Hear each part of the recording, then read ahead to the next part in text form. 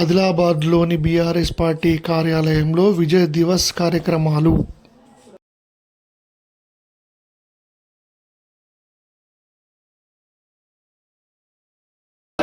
రమణ గారి నాయకత్వం, గారి నాయకత్వం, కేసీఆర్ గారి నాయకత్వం, రమణ గారి నాయకత్వం, కేసీఆర్ గారి నాయకత్వం.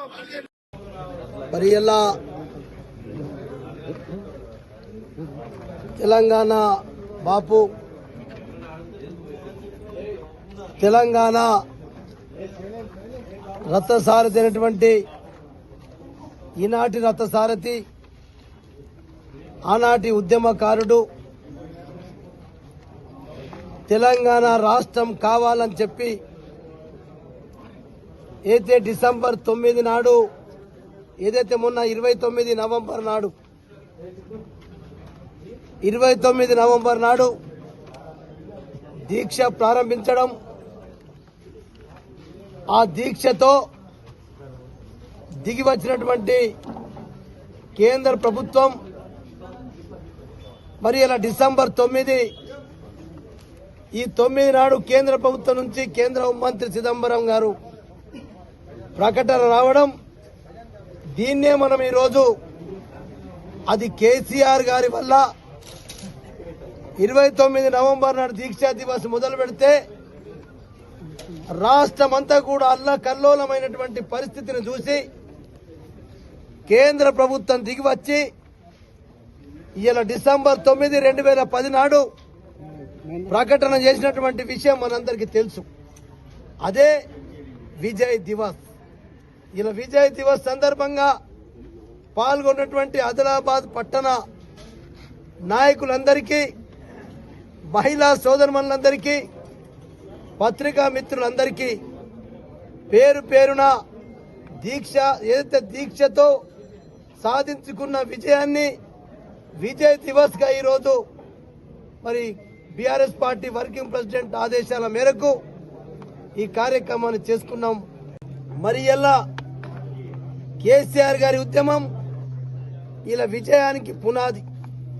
కేసీఆర్ గారి త్యాగం, పోరాట నిర్ణయం లేకపోతే ఇలా తెలంగాణ రావడం ఎంతో కష్టమనే విషయం అందరికీ తెలుసు. కాబట్టి ఈరోజు మనకు గుర్తేమొస్తుందంటే, పోరాడితే సాధించటానికి ఏదైనా సాధించవచ్చు అనేది అది కేసీఆర్ గారి పోరాటంతో ఇలా తెలంగాణ రాష్ట్రం బాబాసాహెబ్ అంబేద్కర్ గారు ఏ రాజ్యాంగాన్ని అయితే రాసిండో ఆర్టికల్ 3 ప్రకారంగా మన తెలంగాణ రాష్ట్రం మనకు మరి ప్రకటన వచ్చింది. అందుకొరకు ఈరోజు మరి తెలంగాణ తల్లికి కులాభిషేకం, పాలాభిషేకం, అట్టనే బాబాసాహెబ్ అంబేద్కర్ గారికి కూడా పూల దండలేసి మరి ఇలా కేక్ కటింగ్ కూడా చేసే కార్యక్రమం తీసుకుందాం.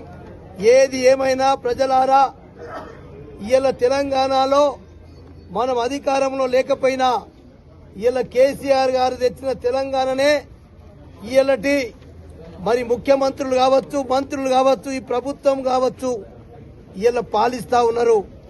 మరి ఇలా ఆ తెలంగాణ రాష్ట్రమే లేకపోతే ఇలా ఈ ముఖ్యమంత్రులు, మంత్రులు ఉండేవాళ్ళు కాదు. ఏది ఏమైనా తెలంగాణ ప్రజలారా, ఏమైనా కూడా మన రాష్ట్రం సాధించుకున్న దానికి ఇలా అది కేసీఆర్ గారికే. మరి ఇలా కేసీఆర్ గారితో మనందరం కూడా ఉండి సాధించుకున్నాం. కాబట్టి ఇలా మనం విజయ్ దివస్ ఏర్పాటు చేసుకుంటున్నాం.